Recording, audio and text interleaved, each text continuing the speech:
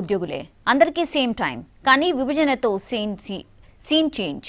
బోనాల పండుగతో రాష్ట్ర ప్రభుత్వం సెలవు ప్రకటిస్తే ఏపీ సర్కార్ యథావిధిగా వర్కింగ్ డేను కొనసాగించింది.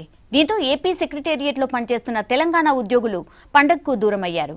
ఏపీ సర్కార్ మొండి పట్టుదలతో పండుగ రోజున కుటుంబంతో గడపలేకపోయారు. బోనాలు తెలంగాణ సంస్కృతికి అద్దం పట్టే పండగ. తెలంగాణ రాష్ట్రంలో మొట్టమొదటి పండుగను అధికారికంగా నిర్వహించింది ప్రభుత్వం. ఇందుకోసం ఒకరోజు అధికారిక సెలవును కూడా ప్రకటించింది. దీంతో అన్ని ప్రభుత్వ కార్యాలయాలు మూతపడ్డాయి. అయితే నగరం నడిబొడ్డున ఉన్న ఉమ్మడి సెక్రటేరియట్లో మాత్రం ఉద్యోగులు బిజీగా విధులు నిర్వర్తించాల్సి వచ్చింది. ఏపీ సెక్రటేరియట్లో పనిచేస్తున్న తెలంగాణ ఉద్యోగులకు మాత్రం సెలవు లేకుండా పోయింది. తెలంగాణలో ఇచ్చారు, ఆంధ్రప్రదేశ్లో ఇవ్వకుంటే ఫీల్ అవుతున్నాము. ఎందుకంటే అక్కడ బంద్ ఉంది కాబట్టి ఇక్కడ ఇవ్వకుంటే ఎట్లా డ్యూటీ చేయాలని. బోనాల జాతర ఉన్నది కదా, ఆంధ్రప్రదేశ్కి వెళ్ళి తెలంగాణలో ఇచ్చేశారు, అందుకనే ఫీల్ అవుతున్నాం మేము. తెలంగాణ సెక్రటేరియట్ ఉద్యోగులందరికీ ఒకరోజు సెలవునిచ్చింది టీ సర్కార్. కానీ ఏపీ సెక్రటేరియట్కు మాత్రం సెలవు ఇవ్వలేదు ఆంధ్రప్రదేశ్ ప్రభుత్వం. తెలంగాణకు చెందిన 700 మంది ఉద్యోగులు ఏపీలో పనిచేస్తున్నారు. దీంతో సెలవు ఇవ్వాలని కోరుతూ ఆంధ్ర తెలంగాణ ఉద్యోగులు ఏపీ సీఎస్ ను కోరారు.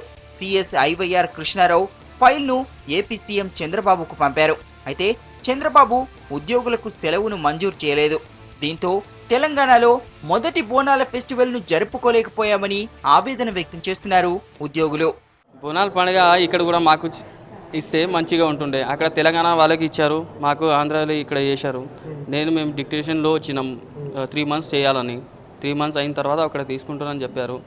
అది ఏమవుతుందో సెంట్రల్లో డిసిజన్ అది. మనకు కూడా ఇక్కడ పండుగకి హాలిడే ఇస్తే మంచిగా ఉంటుండే, అందుకనే మేము అదే కోరుకుంటున్నాం. ఉమ్మడి రాజధాని అని మనకు ఆంధ్ర ప్రభుత్వం కూడా సెలవు ఇచ్చినట్టే ఇంకా చాలా బాగుండేది. మనకు బోనాల కంటే పొద్దున లేచి ఇక్కడికి డ్యూటీకి వచ్చేస్తాం. బంద్ ఉంటుంది అనుకున్నాము, హాలిడే ఇచ్చేని అనుకున్నాము. మొన్న మరి ఏం చెప్పలేదు. అధికారులు మాత్రం ఏపీ కేబినెట్ సమావేశాలు ఉండడంతోనే హాలిడేని ఇవ్వలేదంటున్నారు.